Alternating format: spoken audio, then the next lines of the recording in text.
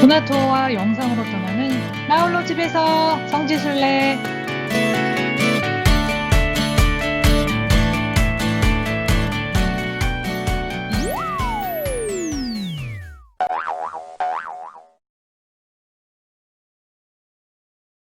안녕하세요. 오늘은 갈릴리아 호숫가 주변에 가파르나움이라는 성당을 저희가 순례를 하면서 시작을 하게 되는데요.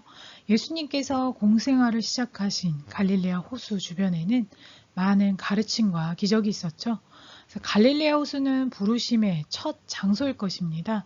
2000년 전 제자들을 부르신 예수님은 우리 또한 이곳에 불러주셨다고 할 수가 있는데요. 부르심과 응답의 첫 장소에서 우리들의 성소를 되돌아보는 것도 아주 의미 있는 시간이 되실 겁니다. 갈릴레아 호수는 이스라엘 북쪽에 있는 담소입니다.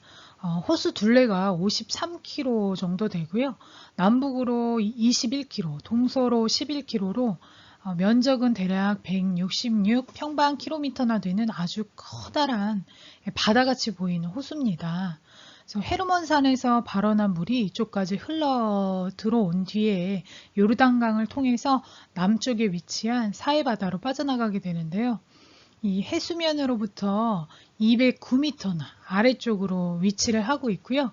그러니까 해저죠. 이 호수의 수심은 한 26m에서 가장 깊은 곳이 43m나 된다고 하니 아주 넓고 또한 깊은 호수가 맞습니다. 네, 그리고 이곳은 이곳의 물로 이스라엘 3분의 1의 식수를 충당하고 있다고 합니다. 그래서 물이 부족한 중동에서는 아주 중요하고 귀한 곳이라고 할 수가 있겠죠. 그래서 고대 히브리어에서는 호수라는 단어가 없었다고 합니다. 그래서 큰 바다, 작은 바다 이런 식으로 명칭을 했다고 하는데 그때부터 갈릴레아를 바다, The Sea of Galilee라고 이렇게 부르고 있습니다. 그렇다면 예수님께서는 왜 이곳을 선택을 하셨을까? 우리는 또 이런 생각을 한번 해볼 수가 있을 것 같습니다. 예루살렘에서도 굉장히 먼 곳에 위치한 지방이었던 이 시골 갈릴레아였는데 말이죠. 하지만 갈릴레아는 문명의 중심지였던 시리아와 이라크 지역에 이 메소포타미아, 티그리스랑 유프라테스강 사이에 위치한 곳이죠. 이곳과 나일강, 이집트의 나일강을 잇는 이 무역의 통로인 길목이라고 할 수가 있었습니다. 그래서 이곳에는 예수님의 많은 가르침과 기적이 있었는데요. 이것을 가슴 깊이 지닌 사람들에 의해서 세계 여러 곳으로 전해지고 또한 퍼져 나갔을 것입니다. 기적을 한번 빵 일으키시면, 그렇죠? 한 번의 말씀이, 한 번의 기적이 바로 이곳 가장 멀리 많은 곳으로 퍼져나갈 수 있는 그런 장소였을 것입니다. 그래서 세상에서 가장 높으신 분이 얼마나 자신을 바쳐서 저희에게 오셨는지 그 공생활의 장소에서 예수님의 기쁨의 순간도 많으셨을 거고요.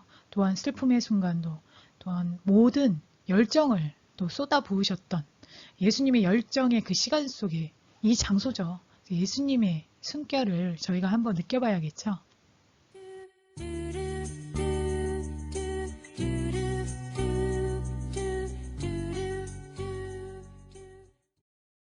이제 저희는 가파르나움 성당으로 방문을 하셨어요.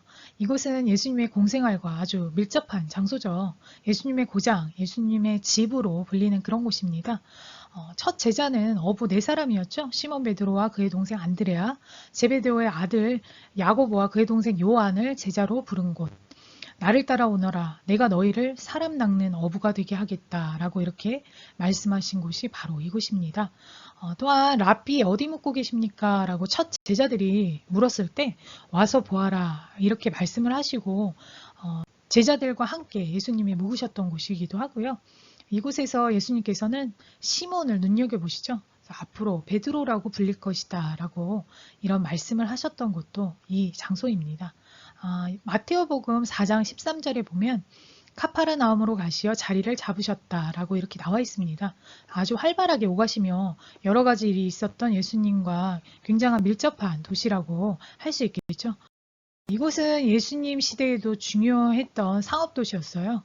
지금까지도 4세기경에 지어진 유대회당, 그리고 5세기경에 지어졌던 베드로의 집, 이 유적들이 남아있는 그런 장소입니다. 페르시아인들의 침입에 의해서 폐허가 되었던 이곳을 역시 프란치스코 작은 형제에서 발굴을 하게 되고요. 베드로 집터 위에 그 유적 위에 팔각형 모양의 아름다운 성당을 봉헌해서 지켜오고 있는 성지입니다. 그리고 마테오복음 8장 14절에서 15절의 말씀을 보게 되면 베드로의 그 병든 장모를 고친 사건이 나옵니다. 예수님께서 베드로의 집으로 가셨을 때 그의 장모가 열병으로 드러누워 있는 것을 보셨다. 예수님께서 당신 손을 그 부인의 손에 대시니 열이 가셨다. 그래서 부인은 일어나 그분의 시중을 들었다. 네, 이렇게 나와 있습니다. 그리고 마테오복음 9장 2절부터의 말씀은 오랜 기간 동안 중풍으로 고통을 겪은 사람이 있었는데 예수님이 계신 그곳에 사람이 너무 많자 예수님을 뵐 수가 없었죠. 그래서 지붕을 뚫어서 예수님을 만날 수 있도록 내려주는 사건이 있었죠. 지붕을 뚫다니 거의 슈퍼 히어로급 주민들인데요. 네, 그렇다면 우리가 이곳 환경을 조금 더 알아볼 수 있을 것 같아요. 지중해성 기후와 사막성 기후를 띠고 있는 이스라엘 중에 이 갈릴레아는 아주 온난한 날씨를 가지고 있어요. 그래서 예전 집이면 돌벽 위에 그냥 종려나무 가지를 엮어서 올리고 진흙을 개서 이렇게 발랐던 그런 모습으로 지붕을 하고 있었다고 합니다. 그렇기 때문에 종려나무 가지를 이렇게 걷어내기만 하면 아래가 보이겠죠. 그래서 지붕을 뚫고 환자를 들것에 실어서 끈으로 이렇게 내릴 수 있는 그런 환경이었던 거죠. 그리고 마테오복음사가는 또 이렇게 이야기를 합니다. 마테오복음 11장 20절부터 회개하지 않는 고을들에 대해서 나오는데 예수님께서는 가장 많이 기적을 일으키신 고을을 꾸짖기 시작을 하십니다. 그리고 너 가파르나움아 내가 하늘까지 오를성 싶으냐 저승까지 떨어질 것이다. 너에게 일어난 기적들이 소돔에서 일어났더라면 그 고을은 오늘까지 남아있을 것이다.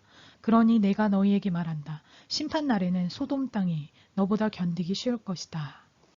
이렇게 말씀을 하시는데요. 다른 지역인 이방인들, 죄로 물든 티로나 시돈, 소돔 사람들, 이런 사람들은 예수님을 경험하지 못했어요. 그런 경험하지 못한 사람들보다 예수님을 알고 경험한 사람들이 변하지 않는, 또한 회개하지 않는 삶을 사는 것은 더 큰 책임이 있다고 이렇게 말씀을 하시는 거죠. 이 사람들은 이미 예수님을 뵙고 기적을 체험한 이런 경험자인데도 불구하고 회개하지 않고 또한 변화된 삶을 살아가지 않았기 때문에 혼이 나고 있는 겁니다. 신앙생활을 하면서 어떻게 변화가 되는지, 놓을 것이 있다면 놓아버렸는지, 끊어버릴 것이 있다면 끊어버렸는지, 자신을 성찰하는 시간을 가지며 순례를 하라는 말씀처럼 들리고 있습니다. 저만 그런가요? 또 마테오복음 12장 9절에서부터 보게 되면 예수님께서는 안식일에 회당에서 손이 오그라든 사람을 고쳐주시는데요. 유대인들은 안식일을 통해서 자기네 인생의 영적인 면을 묵상하고 가족과 함께 축복의 시간을 보내는 날로 이렇게 매주 지키고 있습니다. 이 구약 시대의 안식일은 번제를 드리면서 제사장들이 백성들의 죄를 용서를 청하며 제사를 드리는 일을 했다고 합니다. 신약의 안식일은 예수님께서 안식일에 밀밭에서 밀을 베어 먹는 제자들이 아무 죄가 없음을 이렇게 알려주시면서 바로 자신이 안식일의 주인이라고 밝히시죠. 유대인들이 지키는 안식일은 유대교가 가장 잘 드러나는 특징이라고도 할 수가 있는데요. 안식일에는 어떤 일도 하지 않고 이 음식도 할 수가 없고요. 회당에 가는 일 말고는 정해진 거리를 더 넘어서 가는 것은 걸어갈 수도 없고요. 그것도 일로 치고요. 예수님께서는 이런 유대인들의 안식일에 유대 회당에서 병자를 치유해 주시는 겁니다. 유대인들은 안식일에 이 두루마리 휴지도 찢어서 쓰지 못해서 안식일이 시작되기 전에 하루 동안 쓸 화장지를 다 이렇게 뜯어서 변기 옆에 이렇게 놓는다고 그래요. 이런 유대인들에게 안식일에 병자를 고치시느라 일을 하신 예수님은 전문 용어로 MS 거죠. 밉상. 예. 예수님께서는 비유의 말씀과 함께 안식일에 좋은 일을 해도 된다고 말씀을 하시게 됩니다. 근데 하느님의 축복받은 자녀들이 치유할 수 없다는 바리사이들의 사고방식은 잘못됐다는 것을 말씀을 하시는 거죠. 이런 예수님의 개혁적인 또 반발할 수 없는 이런 이유들이 바리사이들 눈에 비춰지기에는 자기네 전통을 흔드는 제거해야 될 위험한 인물로 계속 각인을 받게 되는 사건이 됩니다. 또 마르코 복음사가의 말씀도 보게 되면 안식일에 예수님께서 회당에서 더러운 영이 들린 사람에게 더러운 영을 쫓아내시는 그런 일을 하신 사건을 이야기를 하고 있습니다. 그리고는 이런 말씀이 적혀 있죠. 그리하여 그분의 소문이 곧바로 갈릴레아 주변 모든 지방에 두루 퍼져나갔다.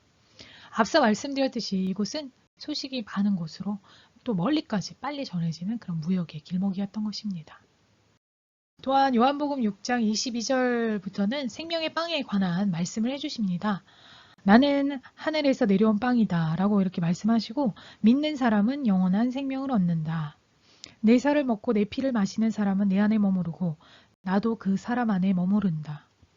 이 빵을 먹는 사람은 영원히 살 것이다. 이와 같이 예수님께서 가장 많은 가르침과 또한 치유의 기적을 행하셨던 그런 곳이지만 회개하지 않는 사람들로 인해서 멸망을 예고하셨던 그런 카파르나움입니다. 예수님께서는 기적을 일으키시려고 이곳에 오신 것이 아니었습니다. 이 죄인들의 회개를 위해서 영원한 삶, 그리고 영원한 생명의 길을 알려주시기 위해 잠시 보여주시는 것이 기적이라고 불리는 사건이었던 거죠. 바로 이것은 열병에 걸린 베드로 장모를 예수님께서 치유해 주신 그 집터 위에 지어진 성당이 팔각형 모양으로 아래쪽 집터의 유적이 보일 수 있도록 굉장히 아름답게 봉헌이 되어 있는 오늘 순례는 갈릴레아 호숫가의 카파르나움이었습니다.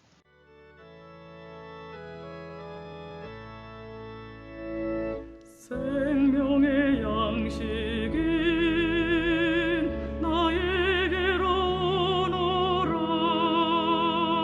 나 믿는 사람들아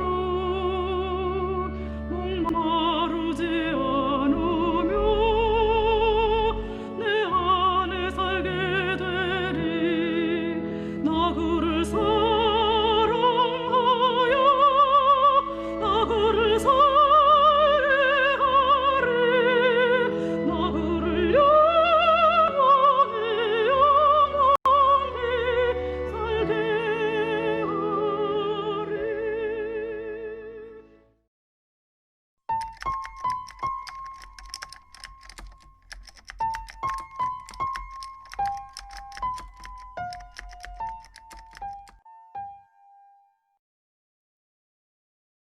품격 있는 순례를 위한 준비는 나홀로 집에서 성지순례 구독과 좋아요 놓치지 않을 거예요.